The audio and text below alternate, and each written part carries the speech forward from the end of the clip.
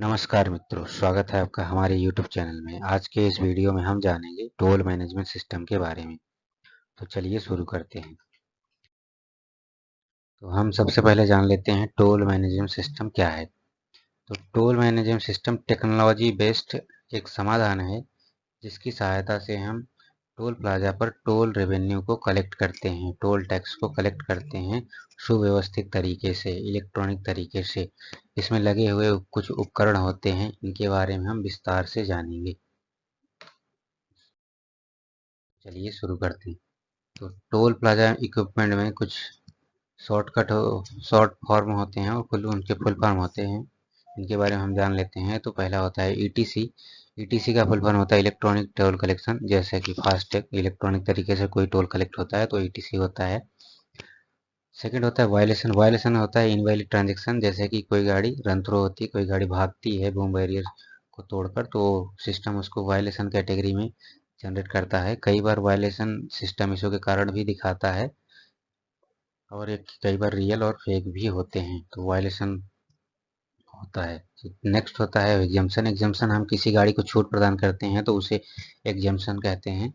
तो एग्जम्पशन की कई कैटेगरीज होती हैं, जैसे कि government vehicle, emergency vehicles, defence की, आर्मी की एंड एम्बुलेंस इत्यादि जो गाड़ियाँ होती हैं उनको हम एग्जम्प्ट करते हैं।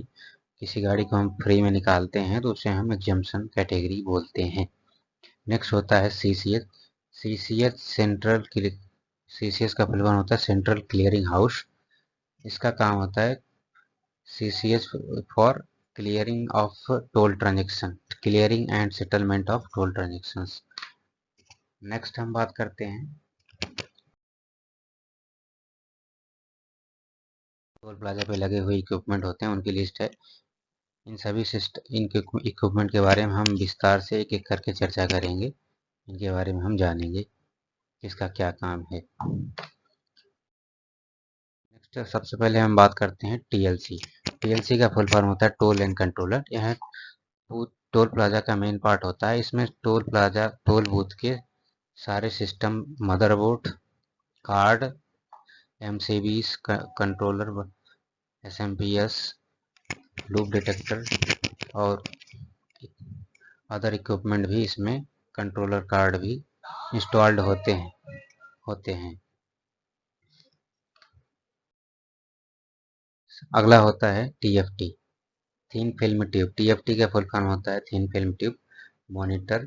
टीएफटी मॉनिटर या सिस्टम मॉनिटर भी बोलते हैं। इसका काम होता है टोल प्लाजा में कौन सा ट्रांजैक्शन हो रहा है उसको मॉनिटरिंग होता है, ऑपरेटर डिस्प्ले होता है यह। नेक्स्ट हम आते हैं सिस्टम कीबोर्ड। सिस्टम कीबोर्ड दो तरीके का होता है, एक नॉर्मल कीबोर्ड, एक customize keyboard. Customize keyboard software कंपनियां अपने हिसाब से उसको डिजाइन करती हैं, जिसमें आप दोनों कीबोर्ड देख सकते हैं।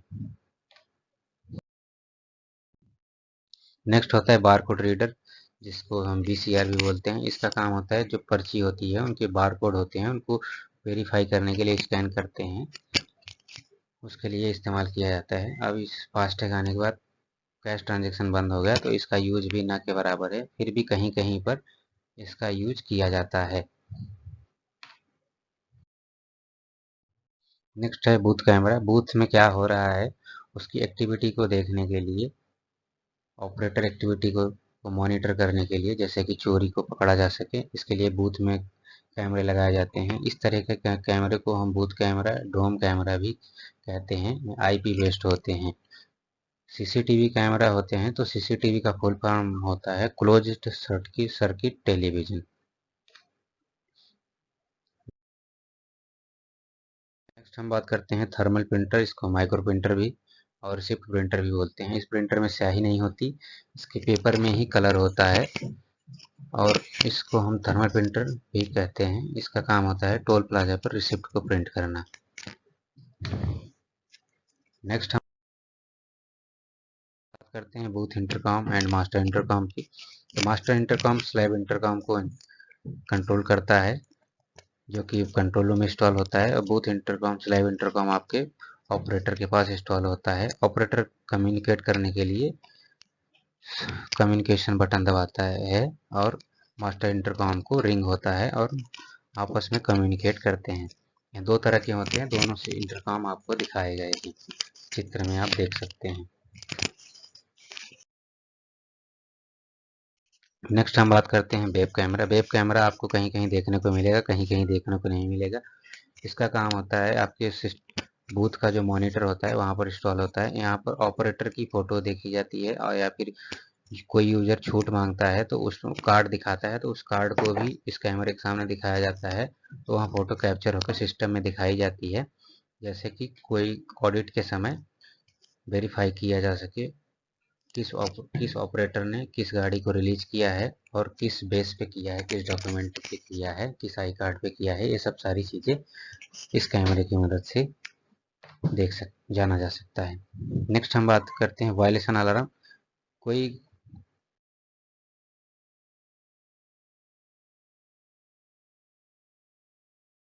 Panic switch and alarm. Violation alarm, कोई गाड़ी रन थ्रू होती है, कोई गाड़ी भागती है बिना ट्रांजेक्शन के, तो अलार्म होता है, ऑटोमेटिक बीप करने लगता है जो सिस्टम में सेट होता है। कोई इनवैलिड ट्रांजेक्शन होता है, कोई गाड़ी रन थ्रो होती है, तो यह वायलेशन अलार्म अलार्म करता है कि किसी भी बूथ से ऐसा ट्रांजेक्शन हुआ है।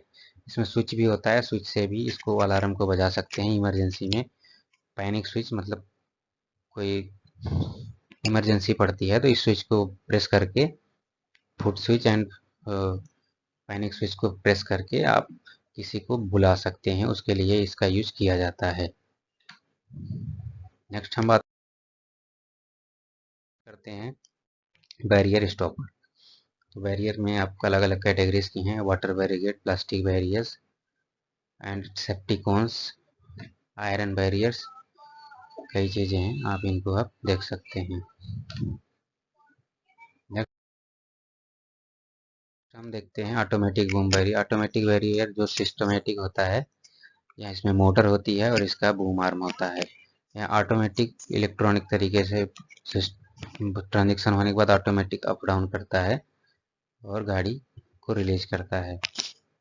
इसका कंट्रोल बूथ के सिस्टम से किया जाता है, तो इसे हम ऑटोमेटिक बैरियर बोलते हैं। ये अलग अलग कैटेगरी अलग अलग कंपनियों के आते हैं। नेक्स्ट हम बात करते हैं ट्रैफिक लाइट्स के बारे में। ट्रैफिक लाइट्स का काम होता है गाड़ी का ट्रांजेक्शन होने पर ग्रीन सिग्नल देना ताकि गाड़ी आगे बढ़े, और गाड़ी दूसरी जिस गाड़ी का ट्रांजेक्शन नहीं हुआ है उसको रेड सिग्नल दिखाना कि गाड़ी रुके।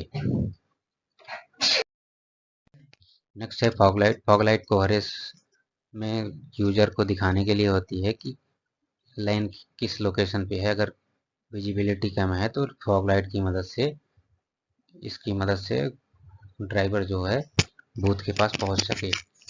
इसका इस्तेमाल कहीं कहीं पर नहीं होता है, कहीं कहीं पर होता है। यहाँ जहाँ से टोल बूथ का डिवाइडर स्टार्ट होता है वहाँ पर यह इंस्टॉल होता है, आप चित्र में देख सकते हैं।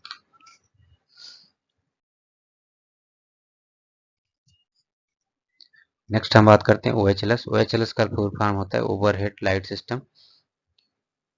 ओवरहेड लाइट सिस्टम एक लाइन की एक्टिविटी को दर्शाता है, लेन ओके है या फिर लेन स्टेटस को बताता है कि यूजर गाड़ी ड्राइवर को पता चल सके कि गाड़ी अगर लेन ओके है तो ग्रीन सिग्नल, और लेन नॉट वर्किंग में है तो रेड सिग्नल देता है, ताकि गाड़ी वाला ग्रीन वाली ग्रीन सिग्नल वाली लेन में ही गाड़ी डाले, जो कि ओके है, वहाँ पर ट्रांजेक्शन किया जा सकता है। इसका फुल फॉर्म होता है OHLS। OHLS का फुल फॉर्म होता है ओवरहेड लाइट सिस्टम।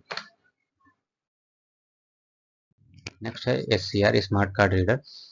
ये होता है स्मार्ट कार्ड रीडर, और इसे होता है स्मार्ट कार्ड। समय बचाने के लिए यूजर को स्मार्ट कार्ड दिए जाते थे कि आप स्मार्ट कार्ड को स्वैप करिए स्मार्ट कार्ड के पास और आपका ट्रांजेक्शन होगा, आपकी गाड़ी रिलीज हो जाएगी। इसमें समय बचाने के लिए पहले किया जाता था, फास्टैग आने के बाद इसका यूज नहीं किया जाता है। नेक्स्ट हम बात करते हैं UPS, uninterrupted power supply. Uninterrupted power supply, इसका काम होता है लाइट आए या जाए, आप DG पे स्विच करें या कुछ भी करें, आपका सिस्टम बंद नहीं होना चाहिए, बैटरी की मदद से यह चलता है।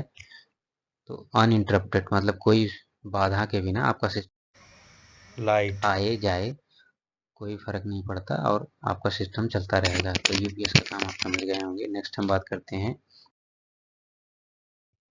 HHM, हैंड हेल्ड मशीन या फास्टैग मशीन भी इसको बोलते हैं। अगर किसी गाड़ी का फास्टैग रीड नहीं होता है तो इस मशीन की सहायता से उस फास्टैग को रीड किया जाता है। नेक्स्ट है एबीसी। एबीसी अगर हम बात करते हैं तो एबीसी में का काम होता है, एबीसी का फुल फॉर्म होता है automatic vehicle classification and counting. तो व्हीकल की कई कैटेगरी होती हैं, क्लास होती हैं, जैसे कि कार होती है, एलसीवी, ट्रक, बस, अलग अलग कैटेगरीज होती हैं, 3 एक्सल 4 एक्सल। एक्सल हम बात करते हैं तो दो टायरों को आपस में जो कनेक्ट करती है लाइन, उसको हम एक्सल बोलते हैं, जैसे कि धूरा। और इसमें जैसे 2 एक्सल है तो उसको एक्सल को काउंट करने के लिए एक्सल सेंसर लगाए हुए होते हैं टोल पे, जो कि काउंट करते हैं कितने एक्सल की गाड़ी है, उसके हिसाब से टोल लगता है। और गाड़ी किस कैटेगरी की है उसके लिए एबीसी सेंसर्स, हाइट सेंसर्स लगाए होते हैं, हाइट कितनी है, लंबाई कितनी है गाड़ी की, लेंथ विड्थ सारी पता करने के लिए इस सिस्टम में एबीसी लगा हुआ होता है। इसमें एक आरएक्स होता है, एक टीएक्स होता है। आरएक्स का मतलब होता है रिसीवर, टीएक्स का मतलब है ट्रांसमिशन। तो एक तरफ से डेटा को ट्रांसमिशन किया जाता है, दूसरी तरफ से रिसीव किया जाता है। उसमें पता किया जाता है गाड़ी किस कैटेगरी की है, उस हिसाब से सिस्टम जनरेट करता है कि कितनी गाड़ी टोल बूथ से क्रॉस हुई है और किस क्लास की गाड़ी क्रॉस हुई है। उन सारी चीज़ों का रिकॉर्ड एबीसी उसको पता करता है और सिस्टम को दिखाता है। ऑपरेटर जो देगा, ऑपरेटर की गलतियों को भी एबीसी दिखाता है।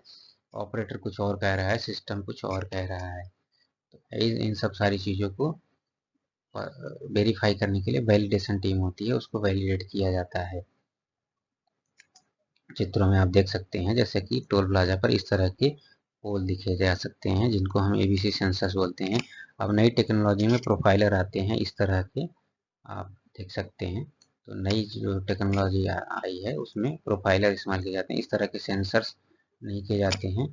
इसमें एबीसी एक इमेज जनरेट करता है, तो वो आप इमेज यहाँ पर देख सकते हैं, जैसा कि एक ऊपर कॉर्नर में बस का सिंबल बनाया हुआ है। तो इस तरीके से एबीसी काम करता है, जैसा कि आप समझ गए होंगे। नेक्स्ट हम बात करते हैं एमडी, मेटल डिटेक्टर। इसका काम होता है गाड़ी बैरियर के सामने है तो उसको डिटेक्ट करना। ये मेटल को डिटेक्ट करता है, एक्चुअल में गाड़ी तो मेटल की ही होती है, लोहे की, धातु की ही बनी होती है। तो इसमें नीचे एक लूप होता है जिसमें वायर बिछे हुए थे, उसका वायर का कनेक्शन इसके पास इसमें किया हुआ होता है। अगर गाड़ी यहाँ पर खड़ी हुई है तो यहाँ डिटेक्ट करता है कि लूप के ऊपर गाड़ी खड़ी है, इस लाइन के ऊपर गाड़ी खड़ी है, तो यह बैरियर अप रहता है। जैसे ही इस लाइन को बैरियर क्रॉस करता है, इस डिवाइस की मदद से सिग्नल जाता है कि गाड़ी क्रॉस हो चुकी है, बैरियर को डाउन के हो जाता है। तो इस तरह इसका यूज आप समझ गए होंगे। एमडी इसको शॉर्ट फॉर्म में बोलते हैं, इसको लूप डिटेक्टर भी बोलते हैं। नेक्स्ट हम बात करते हैं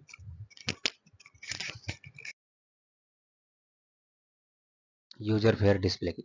यूजर फेयर डिस्प्ले का काम होता है यूजर का कितना फेयर हुआ, कितना चार्ज हुआ, किस तरीके से यूजर का ट्रांजेक्शन हुआ, कैश, फास्टैग या एग्जाम्पशन या ईटीसी, ये सारी चीज़ें सिग्नल जो होते हैं वो यूजर फेयर डिस्प्ले, यूजर को फेयर दिखाना होता है। इसका मुख्य उद्देश्य जो होता है, आपको टोल प्लाजा पर इस तरह की प्लेट दिखी हुई होगी, डिस्प्ले लगी हुई आपको दिखी जा सकती हैं।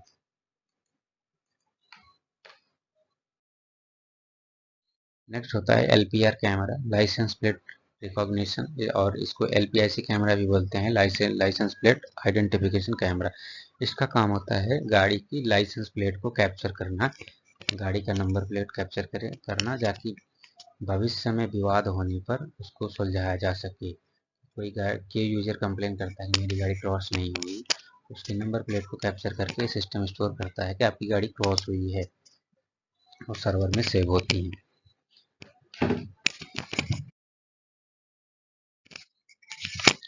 नेक्स्ट हम बात करते हैं आईसीसी कैमरा। इसका फुल फॉर्म होता है इंसिडेंट कैप्चर कैमरा। इसको ऑडिट कैमरा और एक्सेल कैमरा भी बोलते हैं। आप इमेज में देख सकते हैं गाड़ी की बैक साइड की इमेज को यहाँ कैप्चर करता है, ताकि भविष्य में ऑडिट हो तो गाड़ी का पता चल सके कि सिस्टम में अगर कोई गड़बड़ी होती है, यूजर कोई गलती करता है, तो उससे कैमरे में देख कर यहाँ वेरीफाई किया जा सके कि गाड़ी में कितने एक्सल्स लगे हुए थे, कितने पहिए लगे हुए थे। इन सारी चीज़ों के लिए इस कैमरे का यूज किया जाता है।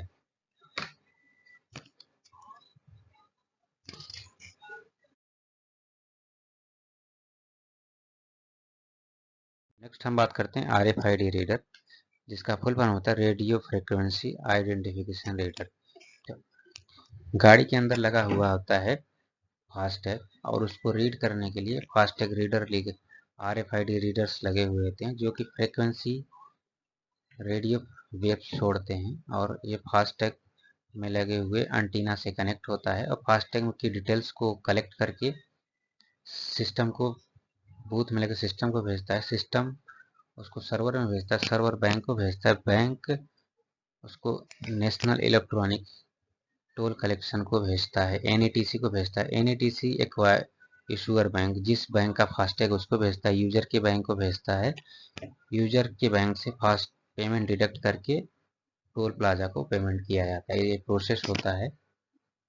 तो ये फास्टैग रीडर का काम होता है, फास्टैग को रीड करना, आपकी फास्टैग में लगी हुई जानकारियों को कलेक्ट करना और सर्वर को सूचित सर्वर पर ट्रांसफर करना। तो RFID रीडर का काम यह आप समझ गए होंगे। नेक्स्ट हम बात करते हैं static bridge. Static weight bridge का काम होता है वेट मेजरमेंट करना, किसी गाड़ी, कोई गाड़ी के कितना वेट है, उस हिसाब से अगर कोई टोल लागू होता है तो उसकी वेट का पता लगाने के लिए इस टोल प्लाजा के दोनों साइड में यहाँ इंस्टॉल्ड होता है। टोल प्लाजा का वेट पता किया जा सकता है स्टैटिक वेट ब्रिज की मदद से।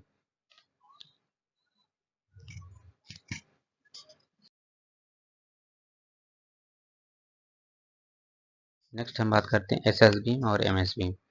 SS बीम को बोलते हैं slow speed weight in motion, और MS बीम को बोलते हैं medium speed weight in motion. दो तरीके के वेट मशीन होते हैं, जो कि गाड़ी का वेट बताते हैं कि गाड़ी का कितना वेट है, ओवरलोड तो नहीं है। इन सब चीज़ों को पता लगाने के लिए इस डिवाइस का यूज़ किया जाता है। इसमें प्लेट्स लगी होती हैं टोल प्लाजा एंट्री पर ही, और दो सेंसर्स लगे हुए थे, गाड़ी किस क्लास की है, उसका कितना weight, valid weight, passing weight होना चाहिए, और करंट में कितना वेट है। ये सारी चीज़ें पता लगा के सिस्टम को दिखाया जाता है। इनवैलिड होने पर, यदि NHAI उस पर लागू करती है तो उस पर ओवरलोड पेनल्टी भी कलेक्ट किया जाता है। दो तरीके की होती है, एक लोड सेल टेक्नोलॉजी और एक वेंडिंग प्लेट्स। इस तरीके की वेट मशीन लगी हुई होती है, वेंडिंग प्लेट्स और लोड सेल बेस, दोनों देख सकते हैं आप। और इसमें दो सेंसर्स भी लगे होते हैं, कहीं कहीं IR बेस्ड सेंसर्स भी अब लगने लगे हैं। तो आप वेट मशीन के बारे में, आप SS बीम और MS बीम के बारे में आप समझ गए होंगे। एक टोल बूथ में एंट्री करने से पहले आपको ये देखने को मिलता है, इस तरह की जो प्लेट्स होती हैं ये वेट को मेजरमेंट करने के लिए होती हैं। तो आप समझ गए होंगे। चलिए हम नेक्स्ट बात करते हैं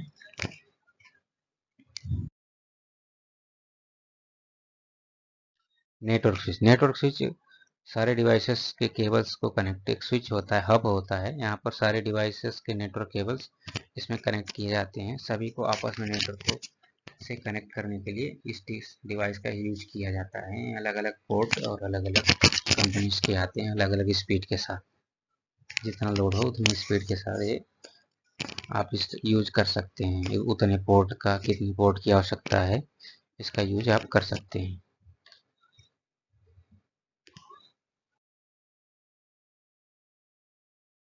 नेक्स्ट है इंटरनेट राउटर। इंटरनेट राउटर का इस यूज कोई डिवाइस को वायरलेस तरीके से कनेक्ट करने के लिए यूज किया जाता है। वाईफाई के लिए इसका यूज किया जाता है, इंटरनेट के लिए भी यूज किया जाता है, इंटरनेट को रूट प्रोवाइड करने के लिए। नेक्स्ट होता है प्लाजा सर्वर और प्लाजा सर्वर रैक का यूज ट्रांजैक्शन रिकॉर्ड को सेव करने प्लाजा और सर्वर प्लाजा का पूरा डेटा कलेक्शन होता है। डेटा पूरा कलेक्ट सर्वर में ही होता है। सारा चीज़ सर्वर के बिना कुछ भी संभव नहीं है टोल प्लाजा पर। तो ये रैक होता है। रैक के अंदर सर्वर को में इस रैक के अंदर सर्वर और अदर डिवाइसेस रखी जाती हैं और प्लाजा सर्वर पूरे प्लाजा को कंट्रोल करता है। प्लाजा के सिस्टम्स को कंट्रोल करता है। सारी जानकारी सर्वर में कलेक्ट होती है। नेक्स्ट हम बात करते हैं network video recorder and DVR digital video recorder. Network digital video recorder old है।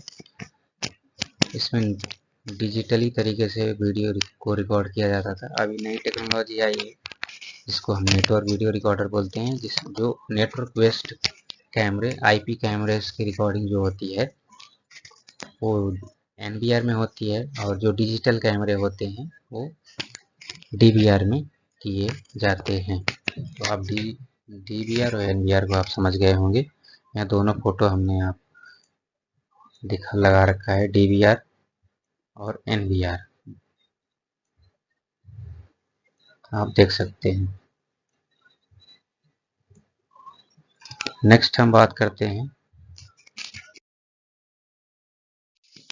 पीटीजेड। पीटीजेड का फुल फॉर्म होता है pan tilt and zoom. Pen stand for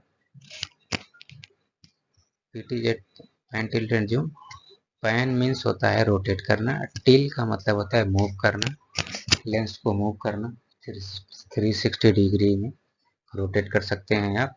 zoom को किसी पार्ट या इमेज को आप कैप्चर करने हो उस पॉइंट पर आप जूम कर सकते हैं। तो इसका फुल फॉर्म इसको हम पीटीजेड कैमरा बोलते हैं। आपको इस कैमरे को आप 360 डिग्री में रोटेट कर सकते हैं। नेक्स्ट होता है वॉकी टॉकी। वॉकी टॉकी में वॉक करते हुए आप बात करो। इस एक तरह का मोबाइल फोन की तरह ही इसका यूज होता है। यहाँ लोकल नेटवर्क पर ही इसका यूज किया जाता है। वॉकी टॉकी में एक कंट्रोल रूम में एक वॉकी टॉकी और आप आपस में कम्युनिकेट करने के लिए इसका यूज किया जाता है। तो वॉकी टॉकी के बारे में आप समझ गए होंगे। नेक्स्ट हम बात करते हैं डिजिटल जनरेटर।